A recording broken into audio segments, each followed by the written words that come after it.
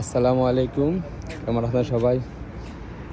আমি এখন আছি ফান্তাস, মাবুল্লার অপর সাইডে ফান্তাস 209 নাম্বার রোড সিসাইডের পাশে। এখানে আসার পর একটা জিনিস দেখতে পেলাম, এখানে ফ্রিতে খাবার দিতেছে। যারা ক্লান্ত ক্ষুধার্ত তাদের জন্য খাবারের ব্যবস্থা করা হয়েছে, খুব সুন্দর একটা ব্যবস্থা। কী কী আছে খাবার? খেজুর, এখানে আছে রুটি, এখানে আছে চা, তারপরে যাই আপেল আছে, পানি আছে। আমার সাথে আরও আমার ফ্রেন্ডরা আসছে, তারা কিন্তু খাইতেছে। এই যে এটাও খাবার, হ্যাঁ, এই খাবারও আছে। এটা কিন্তু সম্পূর্ণ ফ্রিতে।